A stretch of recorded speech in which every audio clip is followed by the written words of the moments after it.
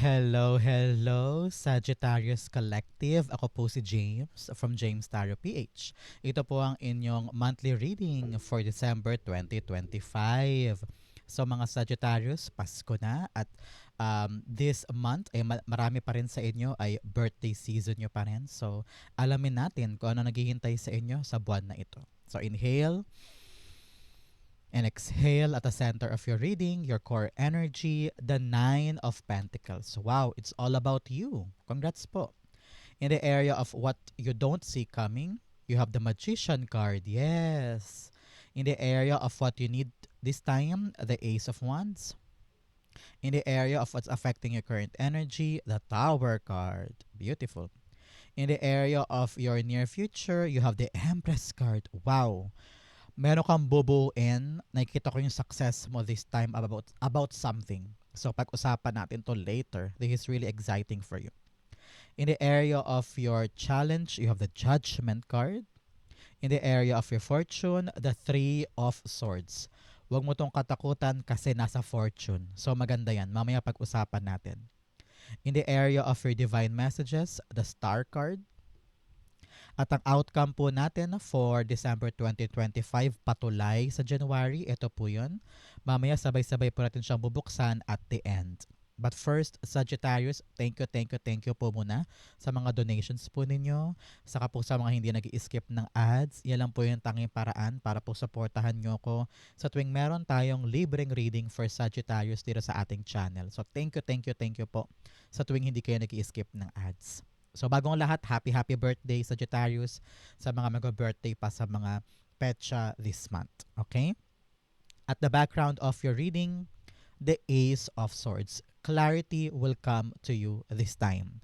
Kung ano yung mga bagay na malabo, kung ano yung mga bagay na hindi mo naiintindihan before, makakaasa ka this month, darating yung kaliwanagan. Darating yung parang, ay, gets ko na. Kaya pala nawala sa akin yun. Kaya pala dito ako pumunta. Kaya pala ako nalihis. It's because dito pala ako dapat pumunta. Parang ganyan. So, you will understand your destiny more than ever. Narinig ko rin dito, Sagittarius, in your Ace of Swords, ngayong buwan na ito maging magaling ka pagdating sa iyong pakikipag-usap. Have a better communication. Dapat daw iniisip muna yung sasabihin, okay, so that hindi ka ma-misinterpret, hindi ka masabihan ng kung ano. Learn to control your emotion para isipang gumana. Bigyan natin to ng card of the month. Rebirth. Wow, pagbabagong buhay, changing your life for the better, transformation. Every end is a new beginning. Napakaganda. Para kang phoenix na rising up from the ashes. So ngayon, mas mauunawaan mo yung buhay mo dahil sa mga pagbabago. So mamaya i-clarify natin to as we go along in our reading. At the center, you have the Nine of Pentacles. This month is all about you, Sagittarius. Nakita ko rito na panahon na para maging maligaya ka naman after what happened in the past. Enjoy the luxury of life. Bring down the heaven in your life. No, panahon na para abutin mo yung pangarap mo, bilhin mo yung gusto mo, pasayahin mo ang sarili mo. Narinig ko rin dito na sa kabila ng mga pinaghirapan mo, deserve mong makakuha ng bagay na magpapaligaya sa iyo ng sobra-sobra. Okay? Deserve mo yan this month. So, getsong mo yan. Kung balak mong bumili ng bag, kung kaya naman ng budget, why not? Balak mong kumain ng ice cream, kasi sabi mo nagtitipid ka, go push. No? Maraming ways to make you feel good, to make you feel loved, and to celebrate what you have worked for. Okay? Some of you, nakita ko dito, ngayong buwan na ito, napaka-independent mo. Nakita ko some of you will build your own business, you will build your own empire, or meron kang balak itayo para sa pundasyon ng iyong sariling kaperahan. Your spirit guides are telling me na parang ang lakas-lakas na ng loob mo this time na sabi mo, panahon na to para siguraduhin na may pera ako for the next year.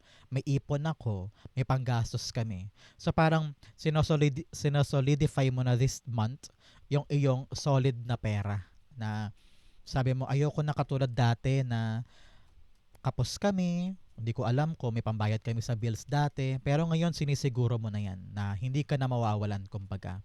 And malinaw na sa'yo yung proseso mo para dyan.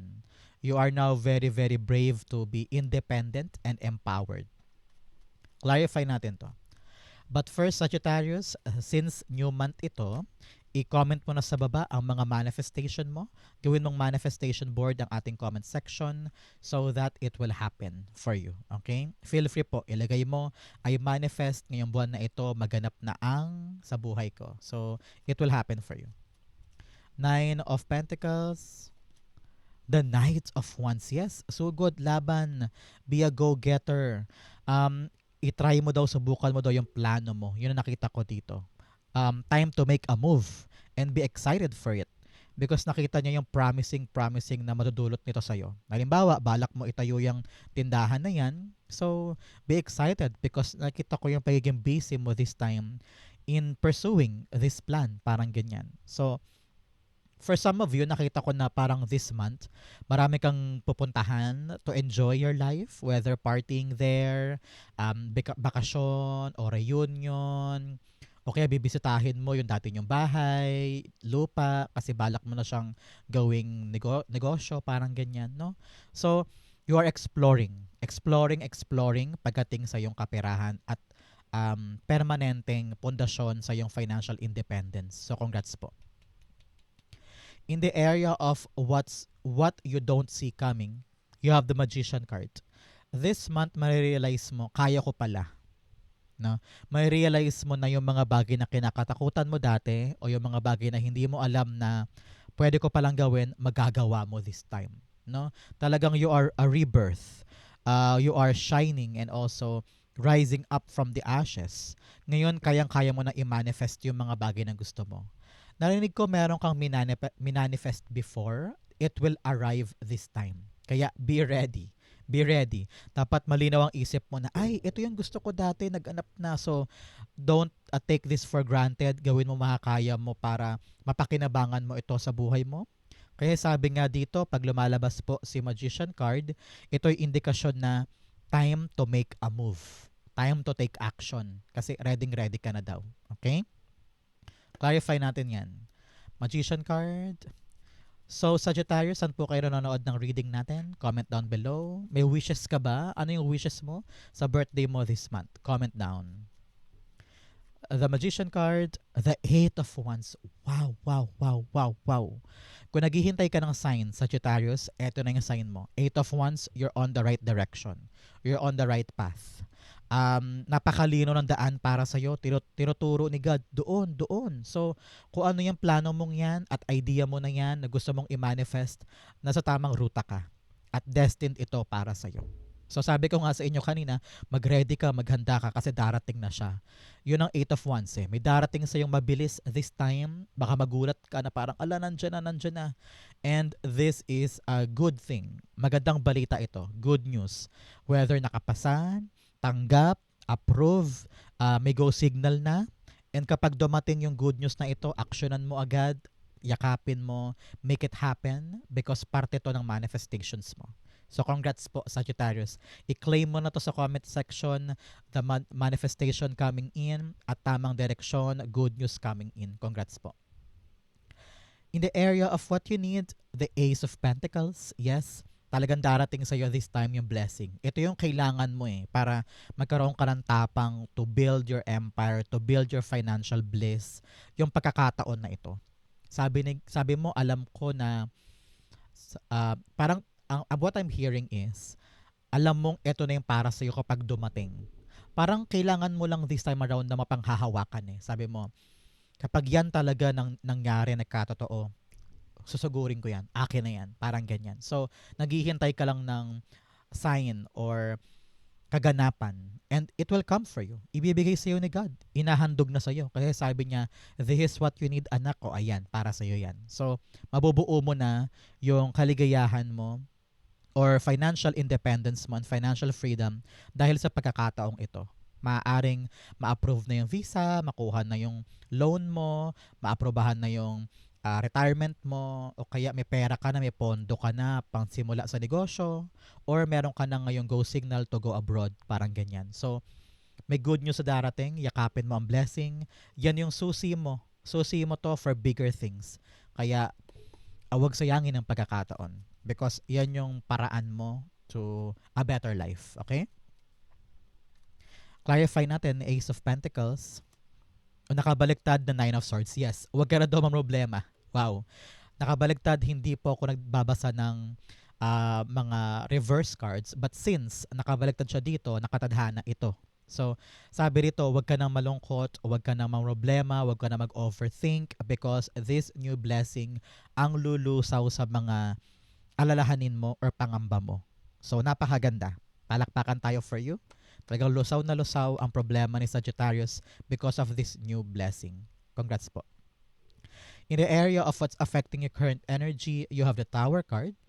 Tower card, this time, things are changing for you.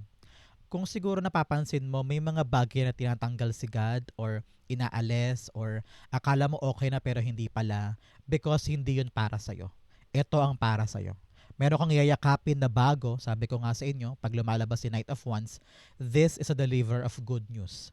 May darating sa iyong bagong balita, bagong pagkakataon na wala dito. So kumbaga, hinahayaan ni God na matanggal yung isa, madurog yung isa, because this is something for you to take in. Okay? So, yakapin mo tong bagong bagay pagkatapos ng rubble na ito o changes na ito because ito talaga yung destined na makuha mo. So, parang sabi ni God, wag mo nang panghinayangan pa yung mga nagbabago. Wag mo nang panghinayangan pa yung umaalis. Let it go, let it flow. And release, release, release. So that kapag pinakawalan mo to, ibig sabihin, bukas ang mga kamay mo. Pag bukas ang kamay mo, may darating na ibibigay sa iyo si God na bago. Gano'n lang kasimple yan. The Tower card, clarify natin. Kaya nga sabi ko sa inyo, maliliwanagan ka eh. Nasabi mo, bakit nagbabago? Bakit nawala yun? Ba't natanggal yan? Bakit nagbago yung schedule? Halimbawa, o bakit napalipat ako sa ibang department? You will realize the reason. Na parang, ngayon gets ko na. Kasi gusto ni God dito ako sa mas maayos, less ang problema, less ang stress, parang ganyan. Okay? Tower card, the Emperor card. Yes, maging matapang ka lang this time.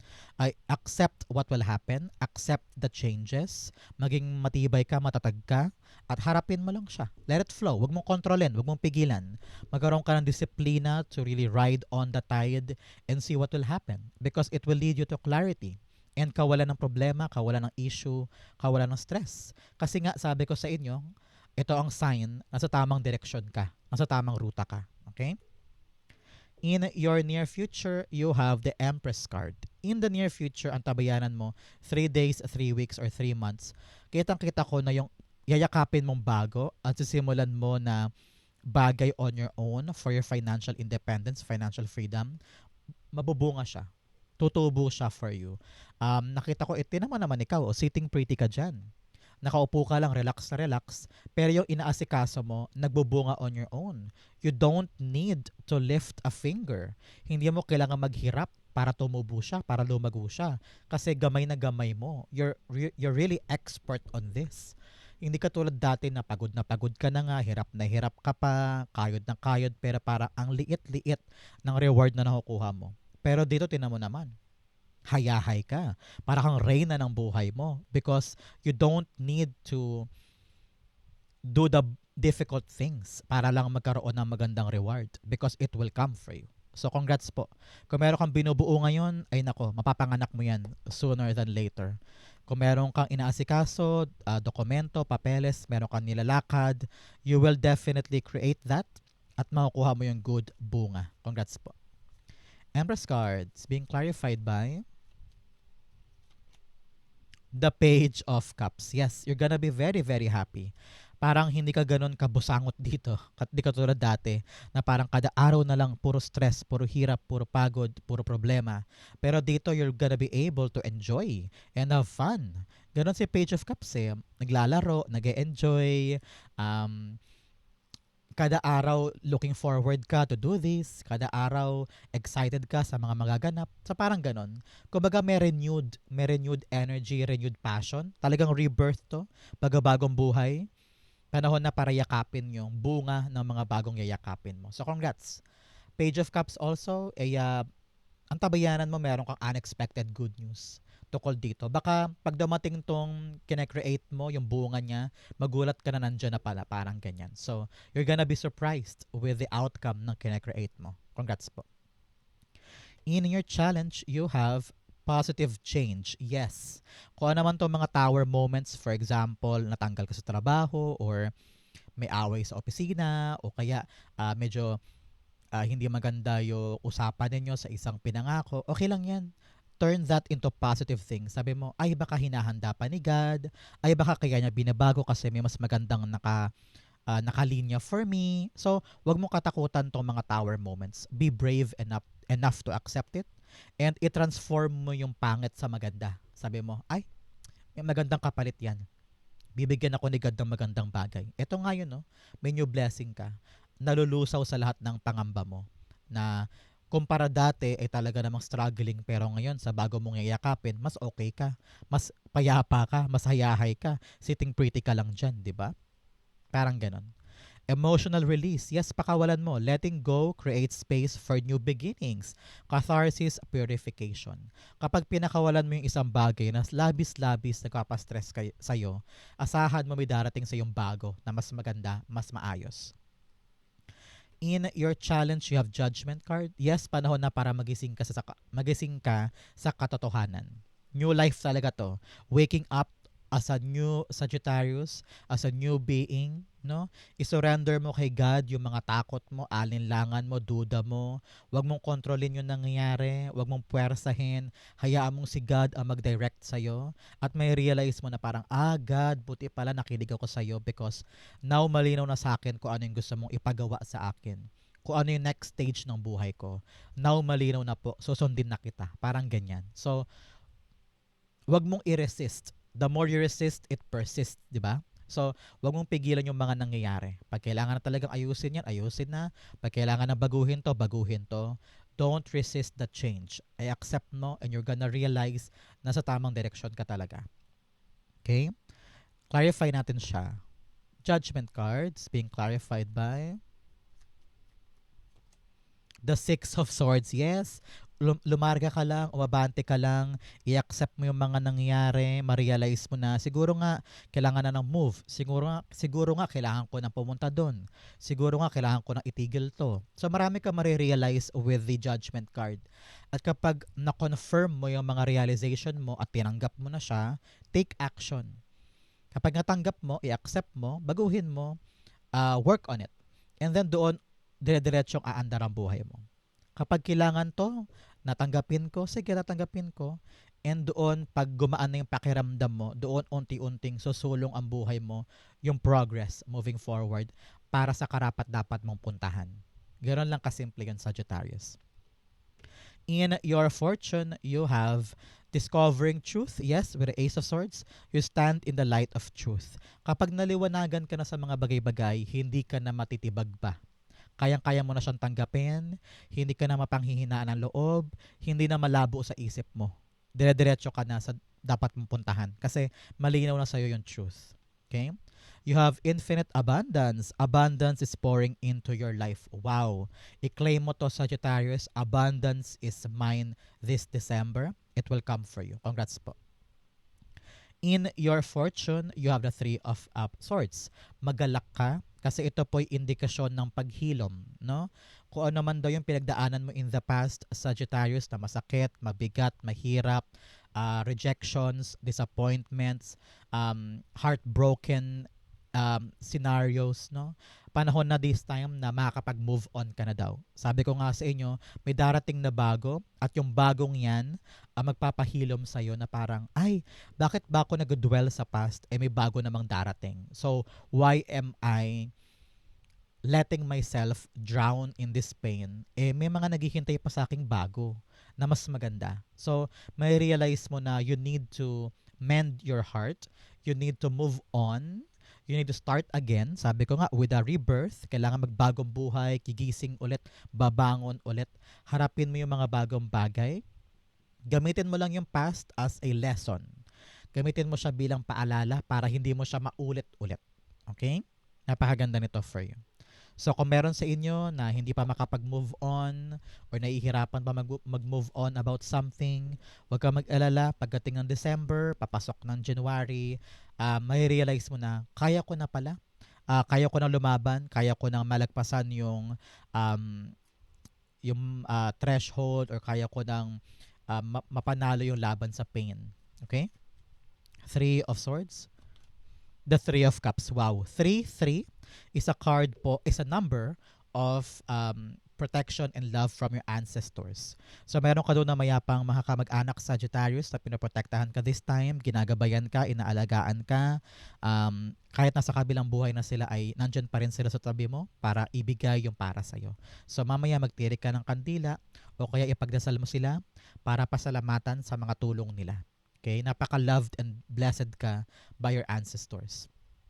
Three of Cups, confirming our Three of Swords. Sabi rito talagang magre-rejoice ka this time. Okay, parang yes, nakalagpas na ako, nakasurvive na ako sa part na yun. You are now embracing your new life. Na-appreciate mo na yung buhay mo ngayon kumpara sa mga pinagdaanan mo. Talagang nakalagpas ka na dito and you are now very happy. Narinig ko na akala mo dati hindi mo kaya, pero tingnan mo naman sarili mo ngayon. Kinakaya mo, di ba? So, dapat ipagbunyi yan, dapat ipagdiwang yan because you are now celebrating a new stage, a new life for you. So, congrats po. So, i-claim mo na to Sagittarius, like, para makuha mo na yung celebration after heartbreak, after obstacles, because mag-move on na tayo at ready na tayo mag-celebrate sa mga papasok sa buhay mo. Okay? In your divine messages, you have a time for healing. Yes, panahon na para maghilom ka sa mga bagay-bagay. So, makakaalpas ka na dyan. Adjustments are required. Yes, kailangan daw mag-adjust, especially here with the Six of Swords. Nasa transition ka pa lang ng pagbabago after realizing the truth, after realizing yung mga mali, tinatama mo na siya, umaandar ka na. So, kailangan talaga dyan nag-a-adjust ka at hinay-hinay lang. Huwag mo madaliin. Nasa tamang proseso yan. Just go with the process. Makikita mo sooner than later, okay na yan. Okay? In your divine messages, you have a star card. Sabi rito, continue praying and hoping for your wishes. May mga pangarap ka, may mga gusto kang abutin. At this point, parang iniisip mo, kaya ko ba talaga? Nakakatakot naman. Sure pa ba yun? May mahihita pa ba ako doon? May aasahan pa ba ako? Pero sabi ng spirit guides mo, yes eh. Malaki pa yung chance mo na masungkit mo yung dreams mo. Na masungkit mo yung prayer mo. Ang importante ngayon sa'yo, Sagittarius, is continue believing and hoping that it will come. Mag-manifest ka ngayon, no? I-continue mo i-manifest yan. Kasi kung may doubt ka, paano mo yan ma-manifest? Kaya you need to believe on it. Nakita ko rin po dito, with the star card, bumubuti na yung lagay ng buhay mo. Kung dati medyo mahirap, stress, pagod, kayod, nakita ko yung pag-angat ng buhay mo. So you're now having this lighter energy. Gumaganda na ang lahat, umaayos na ang lahat. So congrats po. So i-clarify natin siya. The star card is being clarified by the Ten of Wands. Yes. Sabi ko nga sa inyo, bumubuti na yung lagay ng buhay mo, no? Kung dati puro kayod, puro hirap, puro pasan-pasan mo lahat sa balikat mo, pero ngayon, unti-unti na yung gumagaan. I'm hearing na yung mga responsibilidad hindi na ganun kabigat, di katulad dati. Ready mo na bitawan yan. Or you are now about to get the good results from your hard work. Kitang-kita ko rin yan dito na lahat ng pinagsumikapan mo, lahat ng pinaghihirapan mo, maaabot mo na yung bunga mula dyan. So congrats po. Your hard work is paying off. You're now reaching the destination for your dreams. Congrats. Ang outcome mo iyan, but first bigyan mo na kita ng fortune cards. Unang-una, you have Cat, a two-faced friend. Oh, meron ka daw kaibigan na medyo plastikada. Iwasan mo yan. Nako, Huwag ka mag-share sa kanya ng mga issue or mga chismis o kaya mga secret, baka balik ta rin ka anytime. Nako, iwas. You have older woman, meron daw po nakakatandang babae sa buhay mo, maaaring lolo, lola, nanay, tatay, or katrabahong mas matanda, o kaya kaibigang matanda, katrabahong matanda, may concern daw sa kanya, kausapin mo. You also have boot, increase your effort if you want to achieve your goal. Yes, mag-double effort ka daw, no? Ipamalas mo yung galing mo para magkaroon ng magandang outcome yung mga hinihintay. You have wall, misunderstanding. Sabi ko nga sa inyo kanina sa opening natin, kung meron ka mga pag-uusap para hindi ka ma-misinterpret, ma-misunderstand, kailangan malinaw na malinaw ang salita, malinaw ang communication, para hindi ka nagkaroon ng aberya when it comes to other people. Okay? Ang outcome mo, Sagittarius, for December 2025, patulay ng January, you have the Page of Wands. Wow! By January, meron kang yayakapin na bagong pagkakataon, bagong opportunity, bagong bagay, na una kakatakutan mo, sabi mo, kaya ko ba yan? Parang nakakatakot, parang hindi ako sure. Pero sabi rito, subukan mo lang, i-try mo lang, pag-aralan mo, maging adventurous ka naman, ah, narinig ko, try lang natin, subukan lang natin. And you will realize and see, rediscover mo na, ay, ito pala yung bago para sa akin. Na-excite ka bigla, na parang, ay, kayang-kaya ko pala to. So, that will give you a new sense para magkakaroon ng bagong saysay ang buhay mo sa paparating na bagong bagay na ito in your life. Okay? Clarify natin siya. Page of Wands, card of good news, new opportunity na dapat mong yakapin, dapat mong ikatuwa. Huwag mong atrasan because this is destined for you. Page of Wands, the Six of Pentacles. Wow! Six of Pentacles, you will receive it. Ibibigay sa iyo talaga to kasi deserving ka daw nito. Kasi may nakakita ng galing mo, may nakakita ng husay mo, at sabi niya, ikaw lang ang dapat makakuha nito kasi alam nilang kaya mo siyang panghawakan. So, you're gonna receive a good result or a good outcome mula sa mga bagay na pinagsumikapan mo dati.